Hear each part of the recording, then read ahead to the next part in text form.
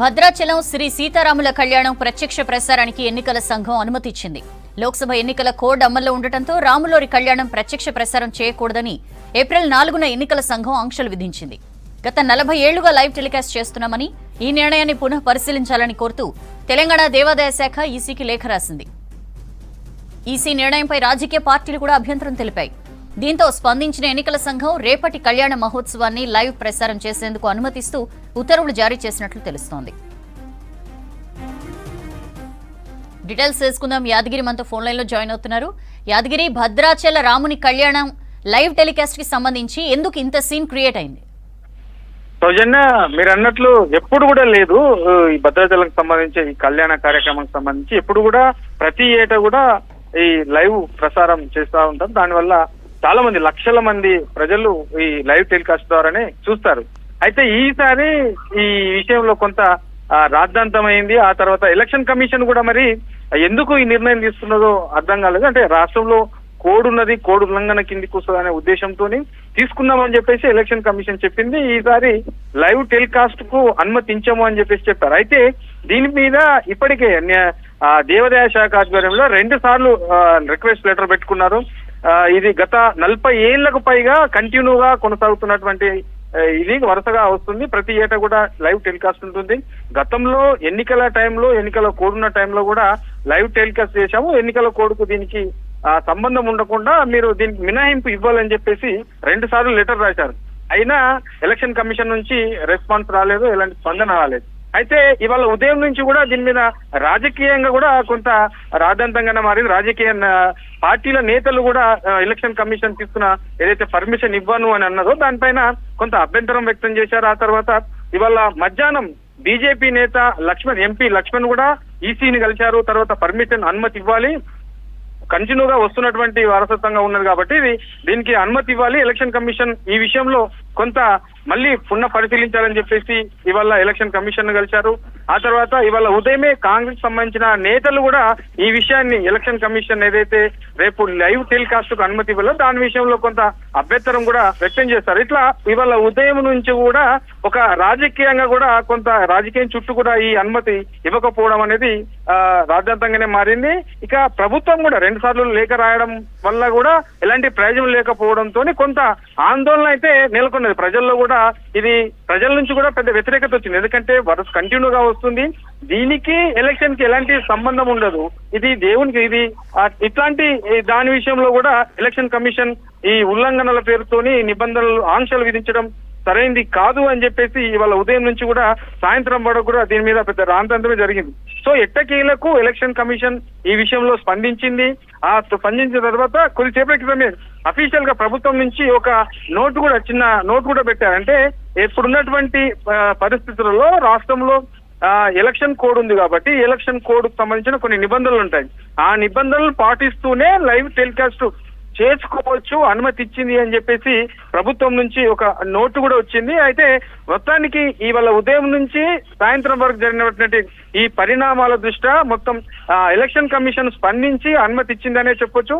ఇక రేపు జరగబోయే ఈ కళ్యాణానికి సంబంధించి, శ్రీరామ కళ్యాణానికి సంబంధించి లైవ్ టెలికాస్ట్ చేసుకునే అవకాశం అయితే కనబడుతున్నది. ఎలక్షన్ కమిషన్ కూడా కొద్దిసేపటి క్రితమే దీనికి సంబంధించి ఈసీ నుంచి ఒక లేఖ కూడా వచ్చినట్లు చెప్తా ఉన్నారు. అఫీషియల్ గా అయితే దాన్ని ఆ లేఖను బయటికి అయితే పెట్టలేదు, నోట్ అయితే రిలీజ్ చేయలేదు. కానీ అనుమతి ఇచ్చినట్లే తెలుస్తా ఉన్నది. ప్రభుత్వం నుంచి ప్రభుత్వ వర్గాలు కూడా అదే చెప్తా ఉన్నాయి. రేపు మొత్తానికి ఇటు ఎదురు చూస్తున్నటువంటి లక్షలాది మంది ఎదురు చూస్తున్నటువంటి రేపు జరిగే ఈ శ్రీరామ కళ్యాణానికి సంబంధించి లైవ్ టెలికాస్ట్ కు మాత్రం అనుమతి ఇచ్చింది. మొత్తానికి ఇక ఈ సాయంత్రం వరకు. Thank you. గల్ఫ్ కార్మికుల కోసం ప్రత్యేక బోర్డు ఏర్పాటు చేస్తామని ప్రకటించారు సీఎం రేవంత్ రెడ్డి. ఏజెంట్లకు చట్టబద్దత ఉండేలా చర్యలు తీసుకుంటామని చెప్పారు. తాజ్ డెక్కన్ లో గల్ఫ్ కార్మికులతో భేటీ అయిన సీఎం కార్మికుల సమస్యలపై సానుకూలంగా స్పందించారు. కాంగ్రెస్ ప్రభుత్వం ఢిల్లీలో వస్తే గల్ఫ్ కార్మికులను అన్ని విధాలుగా ఆదుకుంటామని ప్రకటించారు. గల్ఫ్ ఏజెంట్లకు చట్టబద్దత ఉండేలా చర్యలు తీసుకుంటామన్నారు సీఎం రేవంత్ రెడ్డి. గుర్తింపు ఉన్న ఏజెంట్ల ద్వారా మాత్రమే కార్మికులు విదేశాలకు వెళ్లాలని, వారం పాటు శిక్షణ కూడా ఇచ్చేలా వ్యవస్థ రూపొందిస్తామని హామీ ఇచ్చారు. హోటల్ తాజ్ డెక్కన్లో గల్ఫ్ కార్మిక సంఘాల నేతలతో భేటీ అయ్యారు CM Revanth Reddy. Telangana Gulf overseas workers welfare board పెడతామన్నారు సీఎం. గల్ఫ్ కార్మికుల సహాయార్థం ప్రజాభవన్లో ప్రత్యేక కార్యాలయం ఏర్పాటు చేస్తామని చెప్పారు. అందుకే తప్పకుండా ప్రతి ఒక్కరికి ఎవరికి ప్రమాదం వల్ల ఏది జరిగినా 5 లక్షల రూపాయలు ఇవ్వాలన్న ఆలోచన ఆల్రెడీ నిర్ణయం తీసుకున్నాం. ఏ రకంగా న్యాయపరమైన సహాయం అందించాలి, అంటే ఇక్కడ ఎంపానల్ చేసి కొంతమంది అడ్వకేట్లను పెట్టి ఏదైనా లీగల్ అసిస్టెన్స్ కూడా ఏ విధంగా ఇవ్వాలనే దాని మీద కూడా మేము చర్చించుకోవడం జరిగింది. మీరు వెళ్తున్న దేశం ఏది, అక్కడ ఉన్న పరిస్థితులు ఏంది, అక్కడ వ్యవహరించాల్సిన విధానం ఏంది, ఒక వ్యవస్థను ఏర్పాటు చేసి వాళ్ళకి శిక్షణ కూడా ఇవ్వడం ద్వారా కనీసం ఏ దేశానికి వెళ్తుండో, వాళ్ళు ఏ ఉద్యోగానికి వెళ్తుండో వాళ్ళకి అవగాహన వస్తుంది. ఒకటి. రెండోది, అక్కడ యాజమానులతో కానీ ఆ దేశంలో ఉండే పరిస్థితులలో వ్యవహరించే విధానం. రెండు. మూడోది, ఏదైనా సమస్య వస్తే ఎవరికి ఫిర్యాదు చేయాలనో కూడా వాళ్ళకు ఒక అవగాహన. ఇట్లాంటివి వాళ్ళకు ఒక వారం రోజులు విదేశాలకు వెళ్లే ముందు, గల్ఫ్ కార్మికులకు ప్రధానంగా వెళ్లే ముందు వాళ్ళకు ఒక వారం రోజులు శిక్షణ కార్యక్రమాలు కూడా తీసుకోవాలి, వాళ్ళకి చెప్పాలి, వాళ్ళకి అవగాహన కల్పించాలన్న ఆలోచన కూడా మా రాష్ట్ర ప్రభుత్వం చేస్తున్నది. గల్ఫ్ బాధితులకు కాంగ్రెస్ ప్రభుత్వం అండగా ఉంటుందన్నారు ఎమ్మెల్సీ నిజామాబాద్ కాంగ్రెస్ అభ్యర్థి జీవన్ రెడ్డి. చనిపోయిన కార్మికుల కుటుంబాలను ఆదుకుంటామని చెప్పారు. గల్ఫ్ బాధితులను ఆదుకునేందుకు ప్రత్యేక కార్యాచరణ రూపొందిస్తామన్నారు జీవన్ రెడ్డి. కేసీఆర్ గారు ఏదిస్తుందో ఈ గడిచిన 10 సంవత్సరాలలో తెలంగాణ రాష్ట్రం ఏర్పడ్డ నాటి నుండి మా గల్ఫ్ కార్మికులు ఏదిస్తుందో ఒక చెమటోడ్చి ఇవాళ స్వదేశానికి దాదాపు 2 లక్షల కోట్ల విదేశీ మార్గద్రవ్యాన్ని సమకూర్చింది. 2000 శివపేటికలు వస్తే ₹1 సాయం చేయలేదా? ఏ రకంగా చనిపోయిన కుటుంబాన్నైనా ఆదుకోవటానికి ఒక 5 లక్షల రూపాయలు గల కేటాయింపు చేయగలిగినట్టయితే, ఇప్పుడు మిత్రుడు పేర్కొన్నట్టు వీళ్ళ రైతు ఏదైతే బీమా సమకూర్చిండ్రో 5 లక్షలు అంటే ఒక 200 మంది చనిపోతే ఎంత అవుతుందన్న 200 into 10 కోట్లు అవుతుంది సార్. సంవత్సరం మొత్తం మీద 10 కోట్లు అవుతుంది చెప్పండి. గల్ఫ్ కార్మికులను ఆదుకుంటామని వేములవాడ రాజన్న ఆలయం సాక్షిగా ఆనాడు రేవంత్ రెడ్డి ప్రకటించారని గుర్తు చేశారు ఎమ్మెల్యే ఆది శ్రీనివాస్. గల్ఫ్ కార్మికుల వల్లే కాంగ్రెస్ గెలిచిందని చెప్పారు. మేనిఫెస్టోలో ఇచ్చిన మాట ప్రకారం గల్ఫ్ బాధితులను ఆదుకుంటామన్నారు ఆది శ్రీనివాస్.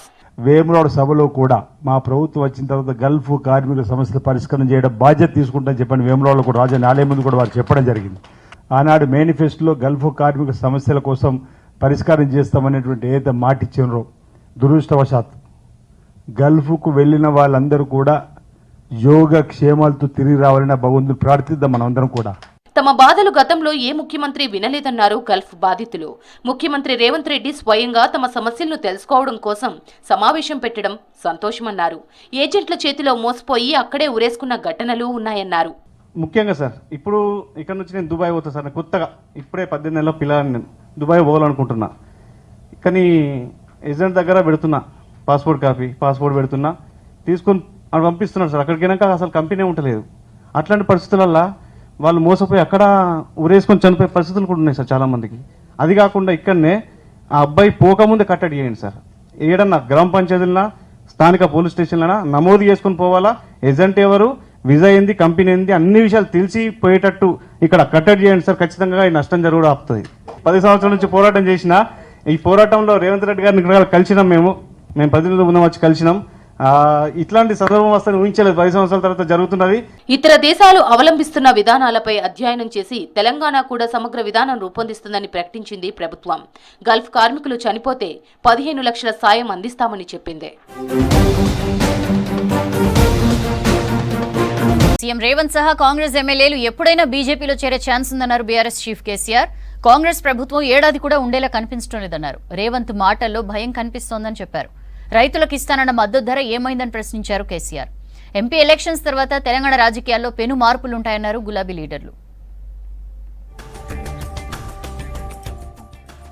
మన పార్టీ ఎంపీలు ఉంటేనే మన హక్కుల కోసం కొట్లాడతారన్నారు మాజీ సీఎం బీఆర్ఎస్ అధినేత కేసీఆర్. రాజకీయాల్లో ఒక్కో లిల్లీ ఫుడ్ కు అవకాశం వస్తుందన్నారు. సంగమేశ్వర, బసవేశ్వర ఎత్తిపోతలను ఎందుకు మూసివేశారని ప్రశ్నించారు. సంగారెడ్డి జిల్లా సుల్తానాపూర్లో బీఆర్ఎస్ ప్రజా ఆశీర్వాద సభలో కేసీఆర్ మాట్లాడారు. ఎన్ని జన్మలెత్తినా కూడా మీ రుణం నేను తీర్చుకోలేదని చెప్పి నేను మనవి చేస్తా ఉన్నాను. ఇవాళ కొంతమంది తెలివి ఉన్నవాడు, తెలివి లేనివాడు, అడ్డంపొడుగు మాట్లాడేవాడు, బీఆర్ఎస్ కు పార్లమెంటు ఓట్లెందుకు సీట్లెందుకు అని మాట్లాడుతూ ఉన్నారు. ఇప్పుడే కావాలి బీఆర్ఎస్ కు పార్లమెంట్లో ఓట్లు సీట్లు. రాజకీయాలలో అప్పుడప్పుడు గమ్మత్తుగా గుడ్డి లక్ష్మి వచ్చినట్టు కొంతమంది లిల్లీ పుట్టుగాళ్ళకు కూడా అధికారం వస్తుంది. గత ప్రభుత్వం కంటే కొన్ని మంచి పనులు చేయమని అధికారం ఇస్తారు కానీ అడ్డదిడ్డం పనులు చేయమని చెప్పరు. రేవంత్ మాటల్లో భయం కనిపిస్తోందన్నారు కేసీఆర్. ఎంపీ ఎలక్షన్లలో కాంగ్రెస్ కు 2 సీట్లు కూడా కష్టమేనన్నారు. కాంగ్రెస్ లో ఏ ఎమ్మెల్యే ఎప్పుడు బీజేపీలోకి పోతారో తెలియదన్నారు. ముఖ్యమంత్రి కూడా ఉంటాడో ఉండడో తెలియదన్నారు. ప్రభుత్వాన్ని చూస్తే సంవత్సరం కూడా కొనసాగేటట్లు కనిపించడం లేదన్నారు కేసీఆర్. గుడ్డిగా ఓట్లేయకుండా దయచేసి ఆలోచన చేయాలి. ఇవాళ తెలంగాణకు న్యాయం జరగాలంటే, తెలంగాణ హక్కులు కాపాడాలంటే, తెలంగాణ ప్రాజెక్టులు కంప్లీట్ కావాలంటే, మళ్ళా రైతాంగానికి మళ్ళా మేలు జరగాలంటే ఈ ఆగమాగం పార్టీలు కాదు. తెలంగాణ హక్కుల కోసం పేగులు దిగదా కొట్టాడే ఒకటే ఒక పార్టీ బీఆర్ఎస్ పార్టీ, గులాబీ జెండా. ఎంపీ ఎలక్షన్స్ తర్వాత రేవంత్ రెడ్డి జంపింగ్ స్టార్ అవుతారని విమర్శించారు. బీఆర్ఎస్ వర్కింగ్ ప్రెసిడెంట్ కేటీఆర్ 25 నుంచి 50 మంది ఎమ్మెల్యేలతో రేవంత్ రెడ్డి బీజేపీలో జాయిన్ అవుతారని ఆరోపించారు. కేసుల భయంతోనే రేవంత్ రెడ్డి బీజేపీలో చేరబోతున్నారని చెప్పారు. ఆదిలాబాద్ జిల్లా కేంద్రంలో జరిగిన బీఆర్ఎస్ పార్లమెంట్ మీటింగ్ లో ఈ కామెంట్స్ చేశారు కేటీఆర్. కాంగ్రెస్ నాయకులారా, దమ్ముంటే చెప్పండి, మీ ముఖ్యమంత్రి బీజేపీ కూడా కాంగ్రెస్ కూడా మీరు ముందు చెప్పమని చెప్పినట్టు దయచేసి ఆలోచించండి. అనవసరంగా ఆదిలాబాద్ పార్లమెంట్ లో ఒక్క ఓటు కాంగ్రెస్ పార్టీ చేసిన మా మైనారిటీ సోదరులు లాభం జరిగేది భారతీయ జనతా పార్టీకి అనే మాట గుర్తుపెట్టుకోవాలని చెప్పి రైతులకు ఇస్తానన్న మద్దతు ధర ఏమైందని ప్రశ్నించారు మాజీ మంత్రి హరీష్ రావు. కాంగ్రెస్ ను ప్రశ్నించాలంటే బీఆర్ఎస్ ను గెలిపించాలన్నారు. రైతు బంధు వచ్చినోళ్లు కాంగ్రెస్ కు, రానోళ్లు కారుకు ఓటేయాలన్నారు హరీష్. ప్రతిపక్ష నాయకుల ఇండ్ల చుట్టూ తిరిగి మా పార్టీలకు రా అని కండువాలు కప్పుకుంటా తిరిగిండు. నువ్వు కండువాలు కప్పినంత మాత్రాన బీఆర్ఎస్ గెలుపును ఆపలేవు రేవంత్ రెడ్డి. ప్రజలందరూ కూడా నీ నీతిని గమనించిండ్రు, నీ మోసాన్ని గమనించిండ్రు. ఇవాళ ప్రజలు మళ్ళా కేసీఆర్ ను యాద్ చేసుకుంటున్నారు. పార్టీ గేట్లు ఎత్తడం కాదు, ప్రాజెక్టుల గేట్లు ఎత్తాలన్నారు మాజీ మంత్రి జగదీష్ రెడ్డి. నల్గొండ జిల్లా దేవరకొండలో జరిగిన బీఆర్ఎస్ పార్లమెంట్ ఎన్నికల సన్నాహక సమావేశంలో ఆయన పాల్గొన్నారు. విద్యుత్ సమస్యలు పక్కదారి పట్టించేందుకు ట్యాపింగ్ పేరుతో టైంపాస్ చేస్తుందని విమర్శించారు. కేంద్రంలో అధికారమే లక్ష్యంగా ప్రచారంలో దూకుడు పెంచింది కాంగ్రెస్. ఎక్కడికక్కడ రోడ్ షోలు నిర్వహిస్తూ బీజేపీని నిలదీస్తున్నారు పార్టీ నేతలు. కాంగ్రెస్ మేనిఫెస్టో అంటే అన్ని వర్గాల అభివృద్ధి అన్నారు రాహుల్ గాంధీ. ఇక ఎన్నికల బాండ్లు అనేది మోదీ మాస్టర్ స్కీమ్ అని ఆరోపించారు రాహుల్.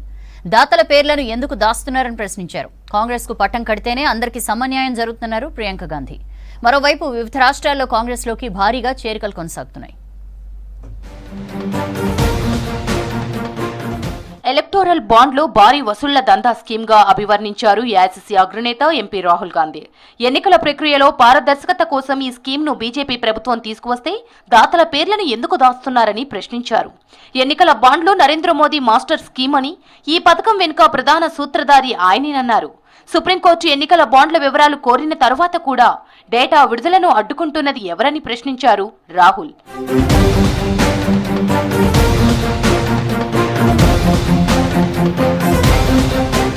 రాజ్యాంగాన్ని మార్చేందుకు ఆర్ఎస్ఎస్, బీజేపీ ప్రయత్నిస్తున్నాయని ఆరోపించారు రాహుల్. ప్రధాని మోదీ ధనవంతుల కోసమే పనిచేస్తున్నారని ఆరోపించారు.